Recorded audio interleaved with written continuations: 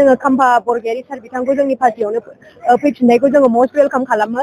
बिथाङा सिगां समनिफ्रायनो जोंनि पार्टियावनो गोबाव समनिफ्रायनो दंबाय थाखायोमोन, खिन्थु बिथाङा ससे समावहाय गाव UPPL पार्टिखौहाय माने मोजां मोननानै थांदोंमोन, खिन्थु दिनै बिथाङा माने हयथ' बुजिदों खोमा हाग्रामा महिलारी सार दैदेननाय BPF पार्टियानो मोजां होननानै, बेखौ माने साबसिन होननानै बेखौ माने गाव बिथाङा बुजिफिननानै फैफिनदों। दा जों बाहाय एज ए इउथ हिसाबै जोङो खोब मस्ट वेलकाम खालामो सारखौ।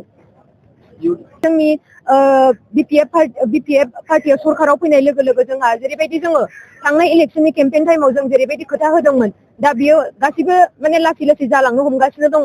दिनै बेनि प्रमानखौ माने रायजो राजाफ्रानो बुंनानै होनो हायो आरोना। जोङो इउथफोरनि थाखायबो जोङो 100 crore नि खोथाखौ जों होनबोबाय थादोंमोन, सासेयाव 2 लाख खरि होनाय। दा बेखौबो जोंनि BTC नि लाइमोनफोरा मोननो हादों।